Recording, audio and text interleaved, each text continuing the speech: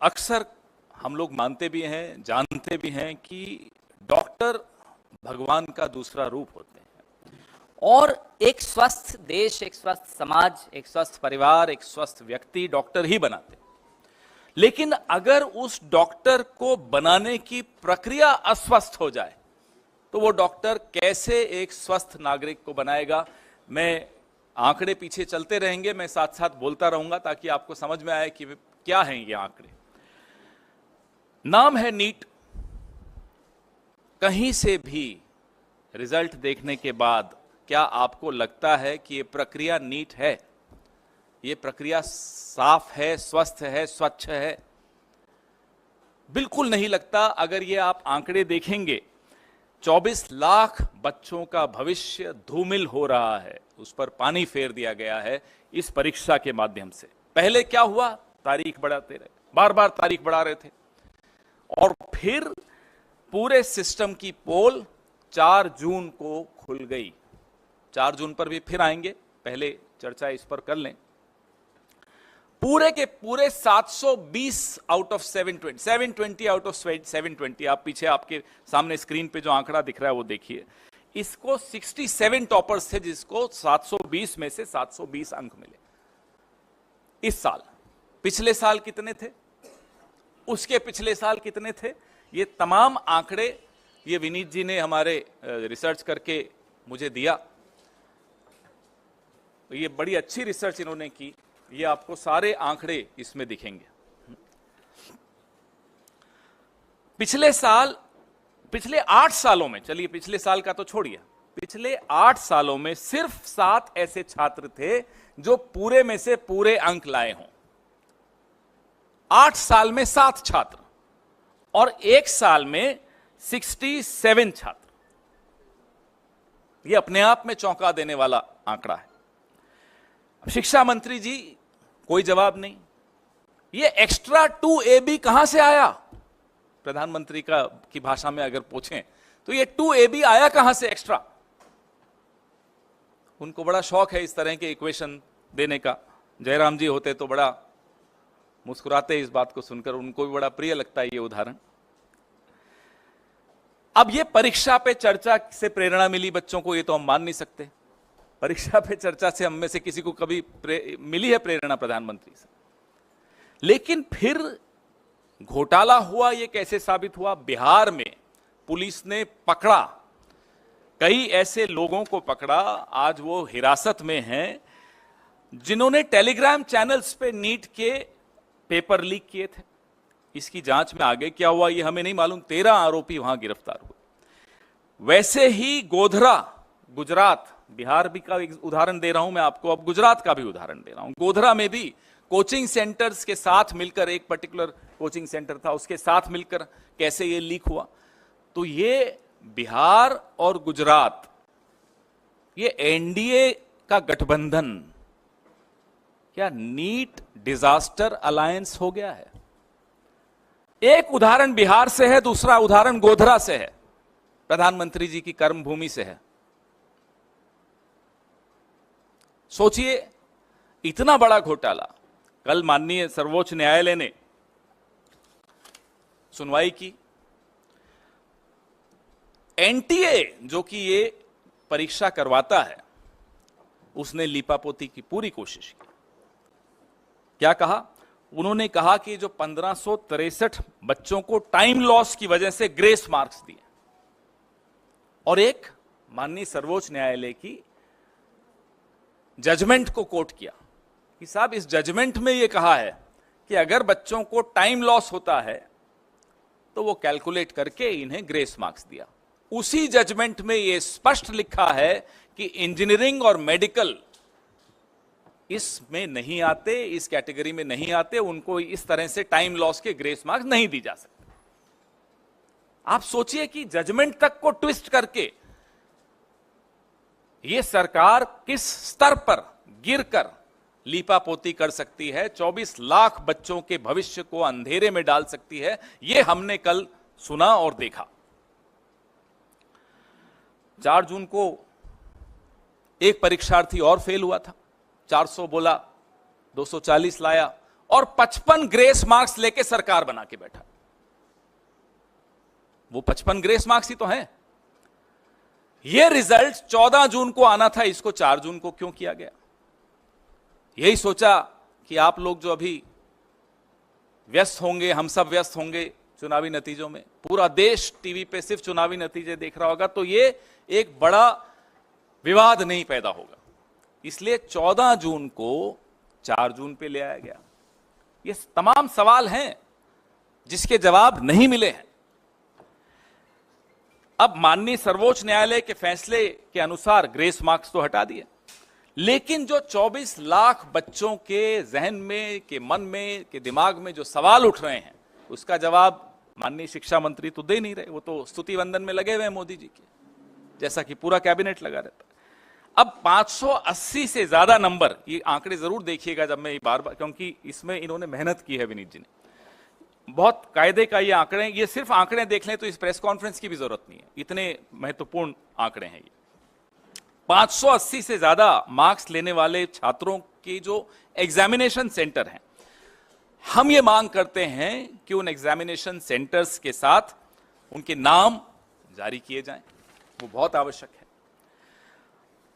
दूसरी हमारी मांग यह है कि जो 12वीं के बोर्ड के मार्क्स का मिलान नीट के टॉपर्स के साथ किया जाए, क्योंकि एक सूचना है कि कुछ ऐसे छात्र हैं जिन्होंने 12वीं भी संघर्ष करके पास की, कोई ज्यादा अच्छे नंबर नहीं लाए, लेकिन नीट में टॉपर हो गए। हम नहीं कह रहे नहीं हो सकते, ऐसे लोग आगे चल के शिक्षा मंत्री और प्रधानमंत्री भी बन सकते हैं, इसमें कोई हमें उसमें नहीं है, लेकिन नीट में इतने मार्क्स ले जाएं, थोड़ी गड़बड़ की आशंका वहां 24 लाख बच्चों के मन में है, तो इसका जवाब भी देना होगा।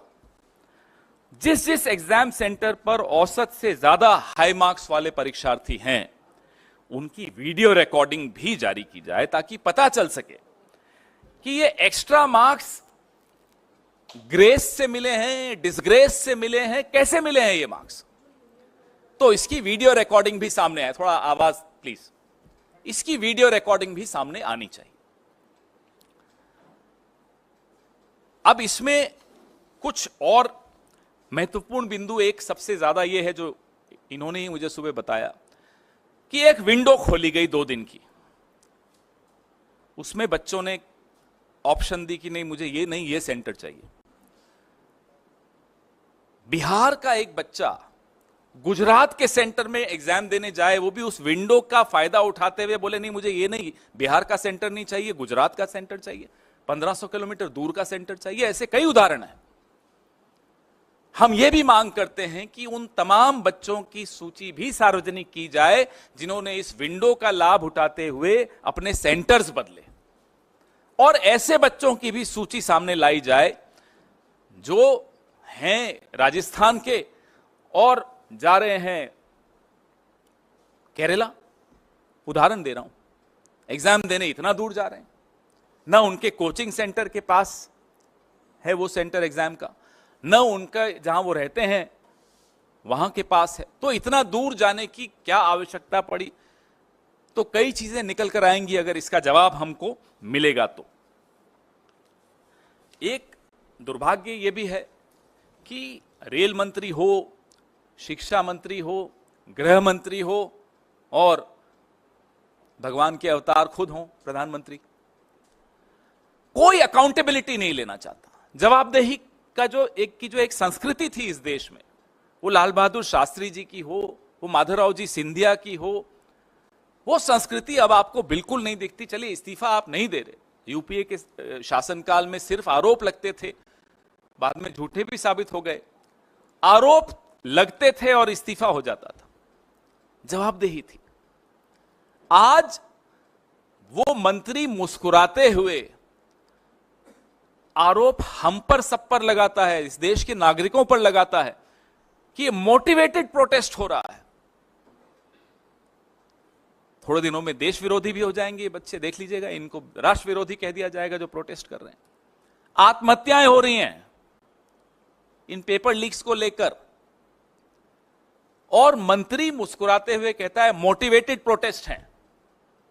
कहां है वो जवाबदेही की संस्कृति? Where is that culture of accountability which we saw in the past, even in the UPA era? I am not going to Mr. Lal Bahadur Shastri and Mr. Madhavrao Sindhya ji. Even in the UPA era we saw this. Just an accusation and people would resign. Later, of course, those accusations were proved wrong. Yet there were resignations, there was accountability, there was a respect for public opinion, there was respect for the media. अब वो कहां है सम्मान media का? वो सम्मान कहां है उन लोगों का जो सवाल पूछते हैं?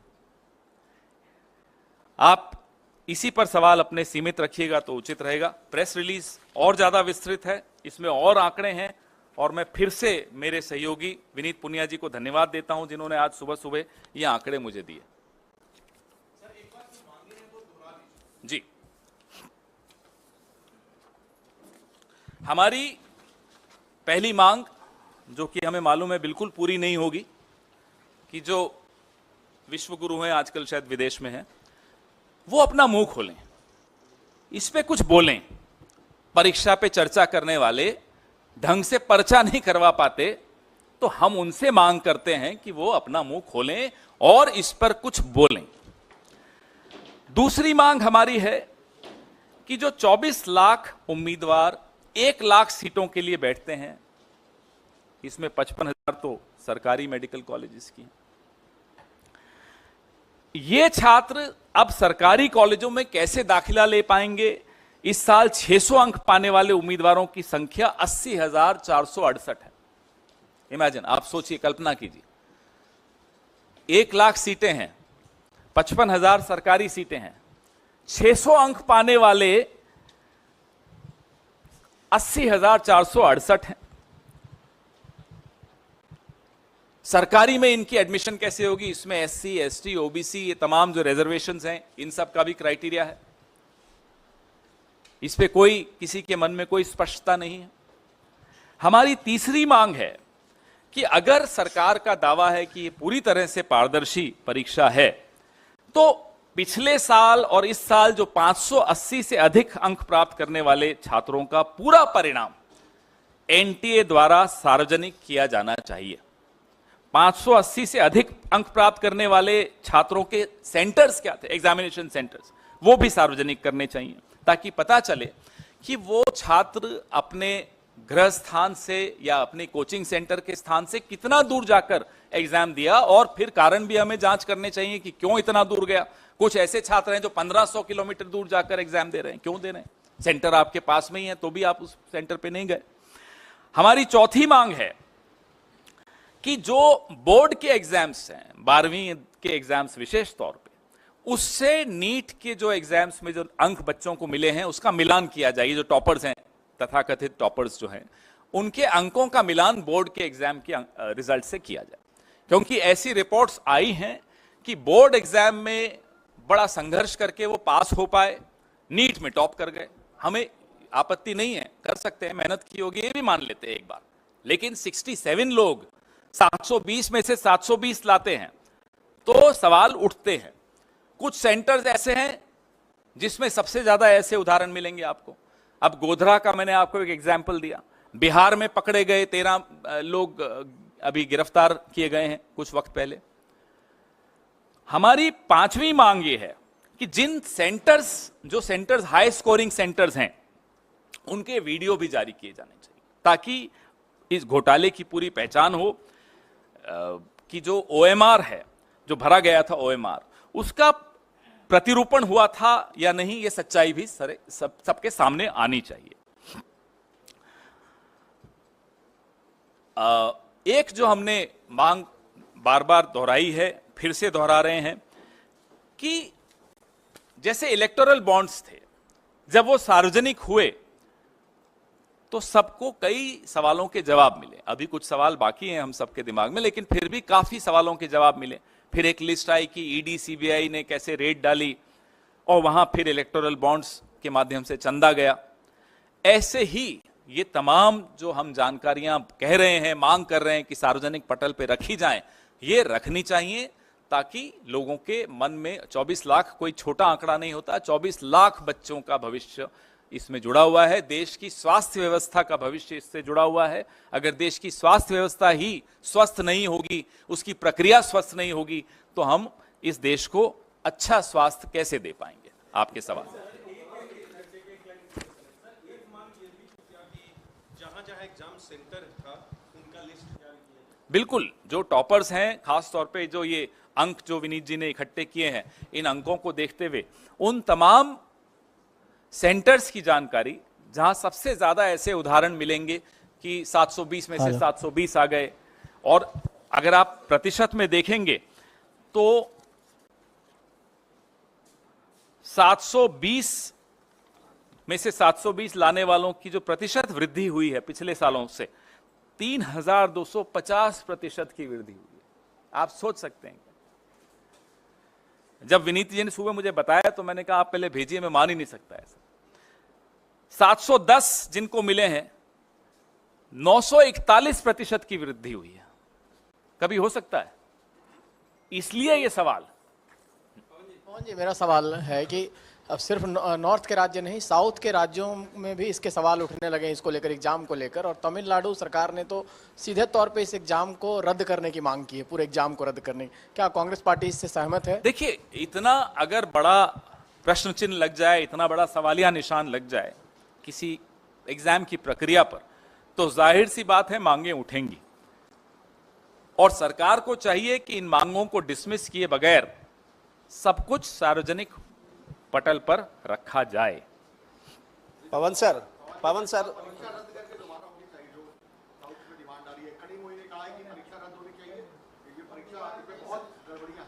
नहीं, अब देखिए, कल सुप्रीम कोर्ट ने कुछ एक राहत जरूर दी, लेकिन ये सवालों का उत्तर तो अभी नहीं मिला। तो जाहिर सी बात है कि उन तमाम बच्चों के भविष्य को ध्यान में रखते हुए ये कदम, जो भी कदम उठाए जाएं कम है, कदम उठाने चाहिए ताकि उनको एक न्याय संवत भविष्य मिल सके। There should be justice to all the children who work hard, who prepare hard for these exams. They are not getting justice. न्याय ऐसा शब्द है जो हमारे शब्दकोश में अब सबसे ऊपर है, हम सबके, पूरे देश के भी। सर, जो बच्चे जो क्या होनी चाहिए sir? He in fact went on to say that there is a committee that has been constituted where the NTA is investigating whether there has in fact been any irregularity. Why this mad rush to give a clean chit? This government has a very strange habit of rushing and giving clean chits. If there was no leak, what are these 13 people doing behind bars in Bihar? I ask. What about the center at Godhra, where there is evidence of 26 crores being negotiated, and out of these 26 crores, 12 crores was already transacted for exams. This is in Gujarat. So that's what we are saying. Please make public all these details of the centers where these toppers are there, their 12th class results, the videography of those centers, and how many students availed of that window of 2 days and sought to change their centers. Everything will be out with all these when all these details are made public. पवन जी मेरा सवाल ये है कि शिक्षा मंत्री धर्मेंद्र प्रधान है, इसके पहले, इस सरकार के पहले भी वही थे, इस बार कंटिन्यू हुए हैं। आपने जिम्मेदारी की बात की, क्या लगता है जिस तरह से शिक्षा मंत्री बार बार कह रहे हैं कि कोई पेपर लीक नहीं हुआ, कोई गड़बड़ी नहीं हुआ है, इतने छात्रों का भविष्य दांव पर लगा है, आप जिम्मेदारी की मांग कर रहे हैं, क्या शिक्षा मंत्री के इस्तीफे की मांग कर रहे हैं? आपकी जिम्मेदारी लेते हुए इस्तीफा दें? हम मांग तो वो करें जो संभव ही नहीं है। ये लगता है आपको इस्तीफा देंगे?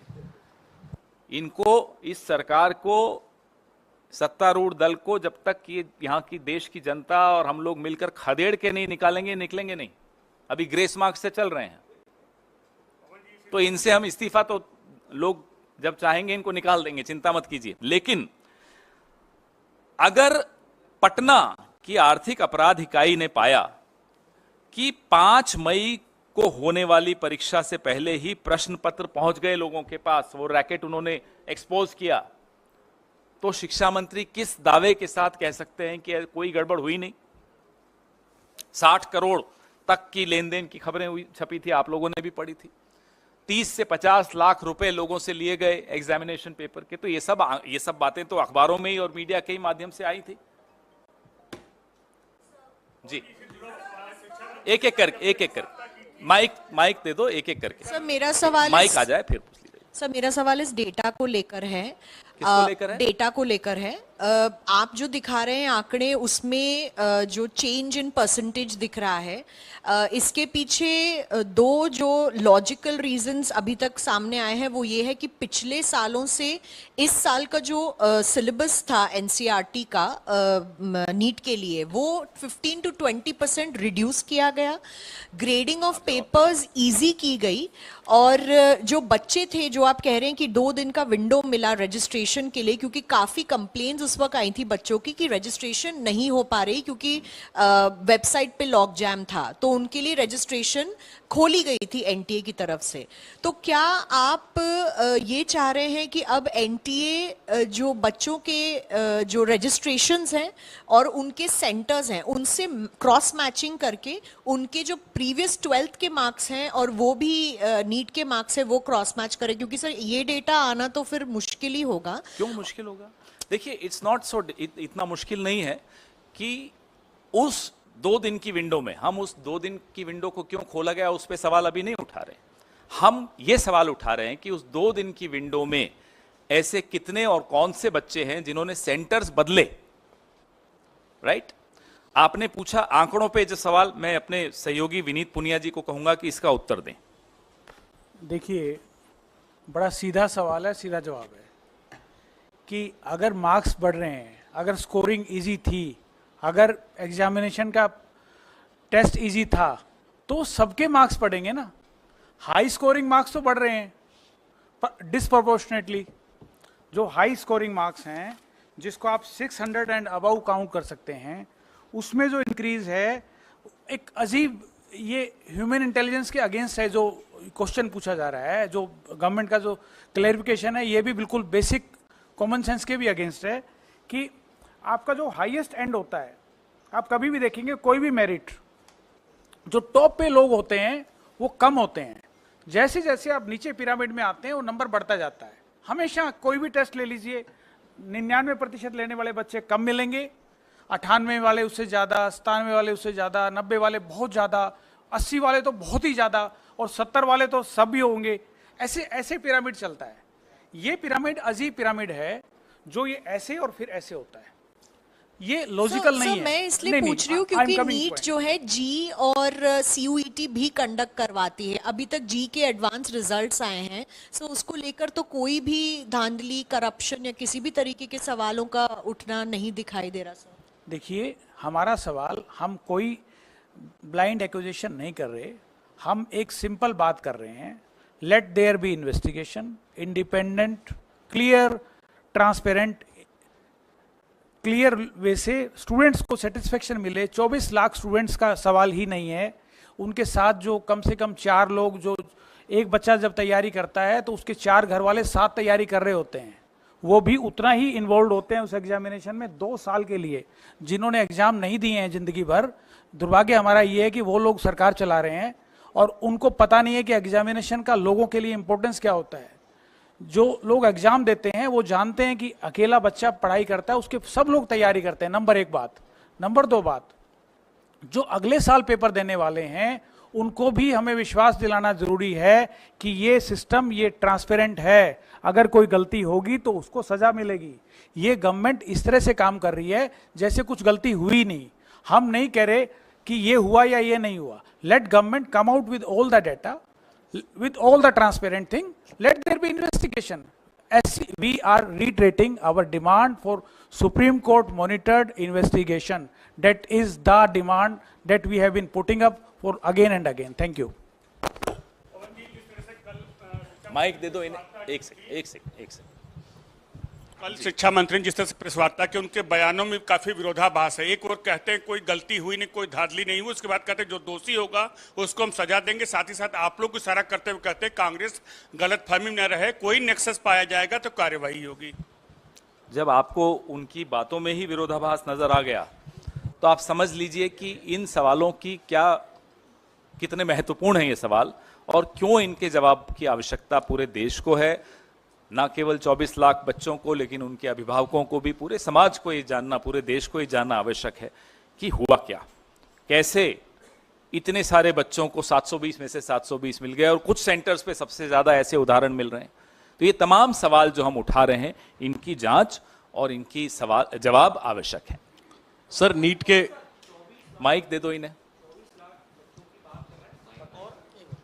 बड़ी पार्टी होने के नाते और जो आपको मैंडेट मिला इस बार, जिससे आप काफी खुश हैं आपकी पार्टी, क्या कार्रवाई की उम्मीद आप एक्सपेक्ट कर रहे हैं गवर्नमेंट से? क्या कार्रवाई होनी चाहिए, क्योंकि पूरी जनरेशन की बात है। अगर इस देश में इतनी चर्चा इस मुद्दे पर हो रही है, सोशल मीडिया हो, विपक्ष हो, छात्र और उनके अभिभावक हों, पूरे समाज में इसकी जगह बात चल रही है, हर राज्य में इसके बारे में सवाल पूछे जा रहे हैं, फिर भी अगर इस सरकार पे दबाव नहीं पड़ता और वो इसके जवाब नहीं देती, तो आप समझ सकते हैं कि ये किस तरह की सरकार है। जवाब तो इन्हें देना पड़ेगा। सर हाँ जी।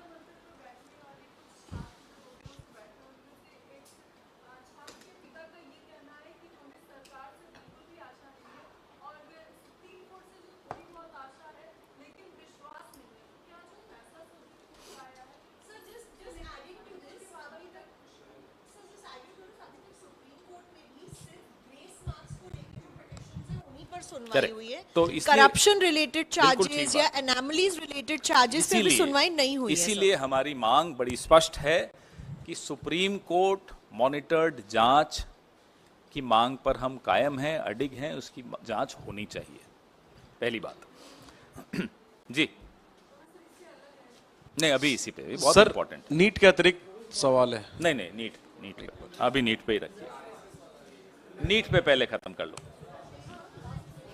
हाँ बात, हाँ पवन जी, हाँ, कल मैंने एक सवाल रखा था जिसके प्रॉपरली जवाब नहीं मिला कि एम्स के एक्स डायरेक्टर मिनिस्टर से लेके कोई सारे बड़े हस्ती इसमें शामिल है, मगर आप लोग किसी इंडिविजुअल का नाम ले नहीं रहे हो, उनके पनिशमेंट की ये नहीं कर रहे हो। सेकेंडली, आपका जो 5 डिमांड है, उस 5 डिमांड को अगर बिल्कुल ही ना माने तो आपके या इंडिया ब्लॉक की क्या प्लान है आगे एजिटेशन की? नहीं, हम बिल्कुल इसको हर स्तर पे उठाएंगे। अधिवेशन, संसद का सत्र भी शुरू हो रहा है, हर स्तर पर इसको हम उठाएंगे और मजबूती से उठाएंगे। जो छात्र हैं, उनके अभिभावक हैं, उनको भी हम दिलासा दे रहे हैं कि आपकी आवाज उठाने के लिए कांग्रेस पार्टी और इंडिया गठबंधन के तमाम साथी बिल्कुल मुस्तैदी से तैयार हैं। रही बात नाम लेने की, गैर जिम्मेदाराना तरीके से मैं किसी का इस मंच पर बैठ के नाम नहीं लूंगा। हमारे सवाल हैं, जांच होगी, जिसके नाम आने होंगे सामने आएंगे। अभी मुझे बताया कि रजिस्ट्रेशन बंद होने के 24 दिन बाद लिंक खोला, ये भी एक सवाल था। हजारीबाग के जिस सेंटर पर गड़बड़ी हुई वहां 8 टॉपर वहीं के हैं, तो ये लिंक क्यों खोला, ऐसे उदाहरण और किस किस सेंटर पर हैं, ये तमाम जानकारियां जांच से ही निकल कर आ सकती हैं। अभी तो एक आप जैसे किसी मुस्तैद साथी ने निकाल कर दिया, ये भी आप सर्कुलेट कर दीजिएगा। क्या हुआ? इंद्रेश कुमार कौन है? अच्छा सर पवन जी, सर आप ले रहे सवाल? अब माइक वाले से पूछ लेते, माइक वाले को पूछ लेते। माइक वाले, अगर माइक लेकर भी चुप रहोगे तो क्या फायदा माइक लेने? मैं तो आपकी इजाजत का इंतजार कर रहा था। तो सर, आरएसएस के नेता है इंद्रेश कुमार, बड़ा दिलचस्प बयान उन्होंने दिया है। उन्होंने कहा है कि जो अहंकारी बन गए उन्हें 241 पर रोक दिया गया और जो राम विरोधी हैं वो 234 पर रुक गए। प्रभु का न्याय है। तो अहंकारी सीधे सीधे मोदी सरकार को, बीजेपी को कहा है, बीजेपी के बड़े नेता इंद्रेश कुमार ने। इस पर क्या जवाब है?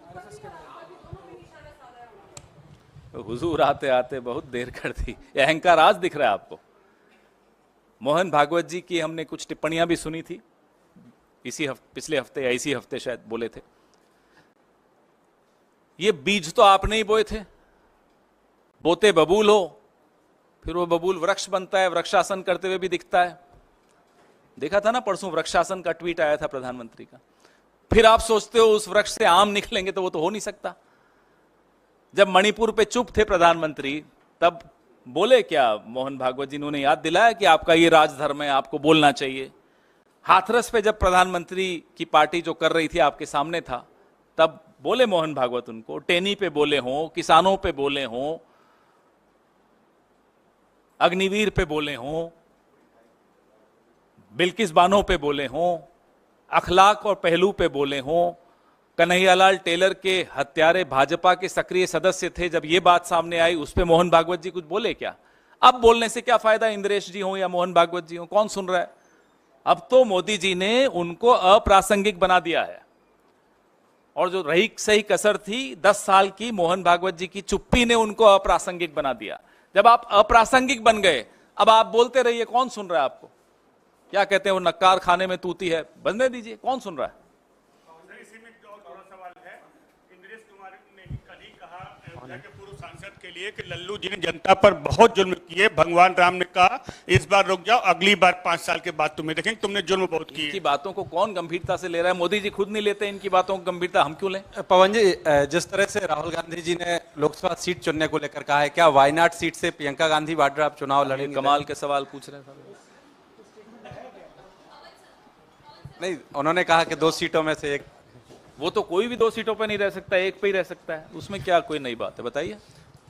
पवन जी, जिस तरीके से एग्जिट पोल आए और उसके बाद में जो रिजल्ट आए, रिजल्ट में कांग्रेस पार्टी की ओर से माना जा रहा है और देखा भी जा रहा है कि कहां 52 से आप 99 पर पहुंच गए, 234 का आंकड़ा आपने छू लिया। कई राज्यों में बेहतर प्रदर्शन किया, खासकर उत्तर प्रदेश में, लेकिन छत्तीसगढ़, मध्य प्रदेश, उत्तराखंड, हिमाचल ऐसे राज्य हैं जहां बिल्कुल शून्य पर आ गई कांग्रेस। तो क्या कोई जवाबदेही, जिम्मेदारी भविष्य में संगठन को लेकर के तय होगी? क्या बदलाव होंगे जहां आपने प्रदर्शन अच्छा नहीं किया है? विक्रांत जी, जाहिर सी बात है कि जहां हमारी प्रदर्शन अच्छा रहा है वहां की भी रिपोर्ट लेते हैं कि क्या ऐसा किया जिससे हमें लाभ हुआ। जहां प्रदर्शन अच्छा नहीं रहा वहां की भी रिपोर्ट लेते हैं। ये तो हमेशा ही होता है, हर पार्टी लेती होगी, मैं ये मानता हूं कि यहाँ क्यों हमारा प्रदर्शन अच्छा नहीं रहा, कहाँ कमी रह गई। कई एस्पेक्ट्स होते हैं, कई कारण हो सकते हैं, हर कारण का विश्लेषण करना आवश्यक है। जवाबदेही की तो बात अलग है, लेकिन पहले जानकारी तो पूरी मिलनी चाहिए, पूरी रिपोर्ट आ जाए। हमारे जो प्रभारी महासचिव हैं अलग अलग राज्यों के, वो सब अपनी अपनी रिपोर्ट दे रहे हैं, उसके बाद उस पर चर्चा भी होगी। Pavan sir, sir Kuwait fire incident के बाद में आज बॉडीज इंडिया पहुंच गई हैं, उसको लेकर लेकिन पॉलिटिक्स हो रहा है। केरला में जो हेल्थ मिनिस्टर है उन्होंने ये बात बोली है कि हम लोगों ने परमिशन मांगी थी, हमें कंसेंट नहीं मिला कुवैत जाने का। ज़्यादातर जो बॉडीज़ हैं वो केरला से बिलोंग करने वाली, उनकी फैमिलीज वेट करिए, लेकिन हम लोगों को वहाँ जाने का मौका ही नहीं दिया इस सरकार ने। इस पर आपको क्या कहना है? बहुत ही हृदय विदारक घटना हुई जिसमें हमारे भारत के कई नागरिक मौत के मुंह में समा गए। उन सब के परिवारों को हमारी तरफ से श्रद्धांजलि। अधिकतर केरल राज्य से थे। इस पे सत्तारूढ़ दल को चाहिए कि किसी भी तरह की हल्की राजनीति ना करें और सबको साथ मिलकर परिवारों को ढाढ़स भी बंधाना है और जो भी न्यायोचित कदम हैं वो उठाने चाहिए। इसमें सबको मिलकर काम करना होगा।